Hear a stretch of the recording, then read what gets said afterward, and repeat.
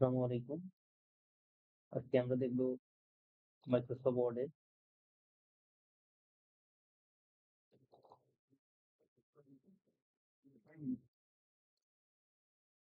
Microsoft ওয়ার্ডের insert মেনুর একটি কাজ।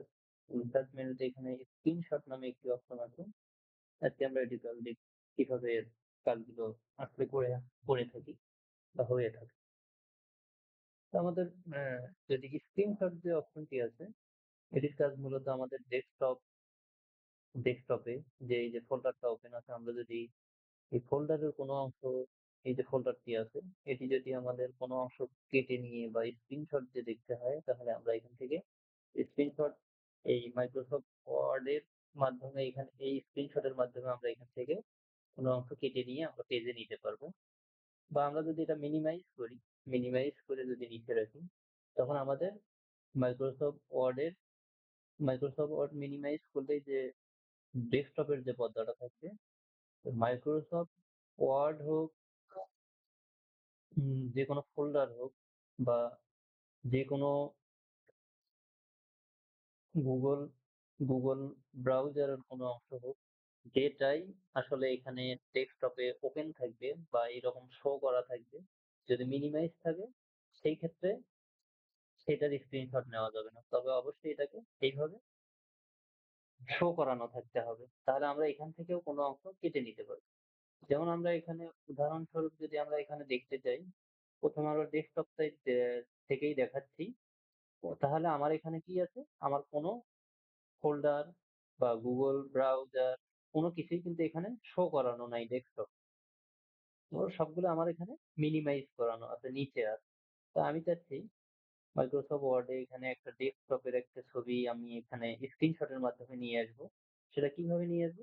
এটা এখান থেকে আমরা যে এই যে ইনসার্ট মেনু থেকে যদি আমরা স্ক্রিনশটে যাই, স্ক্রিনশটের এখানে যদি আমি মাউসের ওকে বাটন ক্লিক করি তাহলে এখানে দেখাচ্ছে স্ক্রিন ক্লিপিং।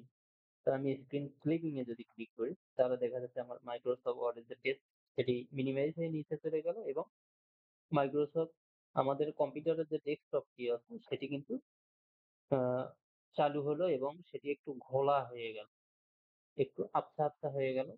তো এখন কিন্তু আমার মাউসের যে কার্সারটি আছে এটি কিন্তু একটা প্লাস আকৃতির হয়ে গেল।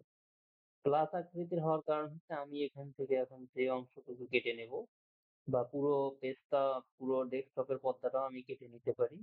তো আমি এখান থেকে কোনো অংশও কেটে নিতে পারি। তো আমি এখান থেকে যদি প্লাসের বা কার্সারটি যেখানে রাখবো সেখানে যদি মাউসের ওকে বাটনটি ধরে টেনে আমি যদি কোনো অংশ এখান থেকে নেই, যে পরিমাণ নেব সেই পরিমাণে আমার এখানে একটা পিকচার আকারে চলে আসবে। তো আমার এখানে একটা পিকচার আকারে চলে আসবে। তা আমি যদি এইরকম করে আমি যদি কোনো একটি ফোল্ডারে নিতে চাই তাহলে আমাকে বা কোনো যদি গুগল ব্রাউজার থেকে যদি কোনো কিছু নিতে চাই তাহলে আমাকে অবশ্যই এটা ওপেন করে রাখতে হবে, এইভাবে শো করতে হবে। শো করার পরে আমি যদি এখন মাইক্রোসফট ওয়ার্ডের যে ইনসার্ট মেনু আছে, ইনসার্ট মেনু থেকে যদি আমি স্ক্রিনশটে যাই, স্ক্রিনশট থেকে স্ক্রিন ক্লিপিং এ যাই, তাহলে দেখুন আমার এখানে কিন্তু এখন এই ব্রাউজারের যে আমি একটা ওয়েবসাইটে ঢুকছি, সেই ওয়েবসাইটের পেজের যে আছে এটা কিন্তু এখন ওপেন হলো এবং এখানে প্লাস চিহ্ন আছে। আমি যদি এখান থেকে কোনো একটা অংশ কেটে নেই, যে আমি এই অংশটাই কেটে নেব, তাহলে দেখা যাচ্ছে আমার এই অংশটাই এখন আমার পেজে শো করবে। তো এটা ঠিক পিকচারের কাজের মতো। আমি যদি এখানে এখন পিকচার হয়ে এখানে চলে আসলো, আমি যদি এটাকে এখন এখান থেকে সরাতে চাই অবশ্যই আমার এখানে র‍্যাপ টেক্সট থেকে বিহাইন্ড টেক্সটে ক্লিক করতে হবে। এখন আমার এই পিকচারটা সরে যাচ্ছে। আমি যদি এটা বড় করতে চাই ঠিক পিকচারে যেরকম আমরা ছোট বড় করে থাকি বা কপি পেস্ট করে থাকি, বা আমি যদি এটাকে ২ টা ৩ টা করতে চাই তাহলে অবশ্যই আমি এখান থেকে কপি করে আমি এটাকে যদি পেস্ট করি, এই যে পেস্ট করলাম, তাহলে এখন কিন্তু এটা ২ টা হয়ে গেল। কিন্তু সেই ক্ষেত্রে একটু ঝামেলা আছে। ঝামেলাটা কি, আমার এই ছবিটা কিন্তু এখন সরতেছে না। ঠিক সরানোর জন্য আবার র‍্যাপ টেক্সট বিহাইন্ড টেক্সট করে দিতে হবে। তাহলে আমার এই ছবিটা সরবে। তো আমরা এখানে কপি পেস্ট করার জন্য আমরা আরেকটি অপশন ব্যবহার করতে পারি, সেটা হচ্ছে মাউস কিবোর্ডের যদি কন্ট্রোল বাটনটি চেপে ধরে থাকি আর মাউসের যে কার্সারটি আছে সেটি পিকচারটার উপরে রাখবো এবং কিবোর্ডের কন্ট্রোল বাটন চেপে ধরে যদি আমি এই ছবিটাকে মাউসের ওকে বাটন দিয়ে ধরে যদি আমি সরিয়ে দিচ্ছি তাহলে কিন্তু ছবিটা ২ টা ছবি হয়ে গেল। এইভাবে যদি আমি অনেক সরাতে থাকি কিবোর্ডের কন্ট্রোল বাটন চেপে ধরে তাহলে তো অনেক হয়ে যাচ্ছে। আমি এইভাবে আমাকে কপি পেস্ট না করে আমি কিবোর্ড শর্টকাটের মাধ্যমে আমি এটাকে কপি পেস্ট করতে পারি। তো আমার এখানে যে স্ক্রিনশটের যে নিয়মটি দেখা গেল সেটি আসলে আমার এখানে এই ডেস্কটপে যেটাই শো করানো থাকবে, যদি আমি এখান থেকে কোনো একটি অংশ কেটে নিতে চাই, যেটাই শো করানো থাকবে আসলে স্ক্রিনশটের সেইটাকেই সে স্ক্রিনশট আকারে আমরা এখান থেকে যদি আমরা এই ভিডিওটাই নিতে চাই যে এই যে এই ভিডিওটা আমরা এখান থেকে নেব, ভিডিওর পিকচারটা, তাহলে এটাই কিন্তু পিকচার আকারে এখানে চলে আসবে।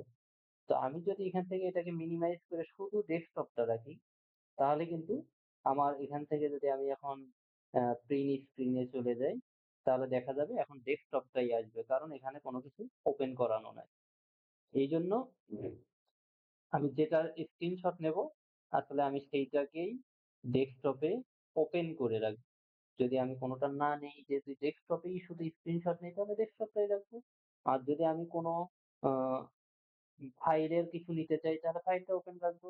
আর যদি কোনো আমি এখান থেকে ব্রাউজার থেকে কিছু নিতে চাই, কোনো ওয়েবসাইট থেকে কিছু নিতে চাই তাহলে সেই ওয়েবসাইটটি ওপেন রাখবো বা সেটি ওপেন করে রাখবো। তারপরে আমি যদি যে কোনোখান থেকে যদি কিছু নিতে চাই অবশ্যই আমাকে সেটাকে ওপেন করে রাখতে হবে ডেস্কটপে। আর আমরা একটা স্ক্রিনশট যেটা জানি সেটা কিবোর্ডের মাধ্যমে সেটা অবশ্যই Windows button plus print screen. Windows button plus print স্ক্রিনেও যদি আমরা ক্লিক করি তাহলে আমাদের কি হবে? পিকচার হ্যাঁ, ছবি উঠে যাবে। তো এইরকম কিবোর্ডের যে অ্যা কিবোর্ড থেকে যে Windows button plus print screen যে লেখাটি আছে, তা আমরা যদি সেখানে ক্লিক করি অবশ্যই আমার এটাকে ছবি আকারে এখানে আমার এটাকে স্ক্রিনশট আকারে আমরা দেখতে পারবো। তো এইটুকুই আজকের মতো সবাইকে ধন্যবাদ এবং পরবর্তী ভিডিও পাওয়ার জন্য আমার এই চ্যানেলটিকে সাবস্ক্রাইব এবং বেল আইকনে ক্লিক করবেন পরবর্তী ভিডিওর নোটিফিকেশন পাওয়ার জন্য।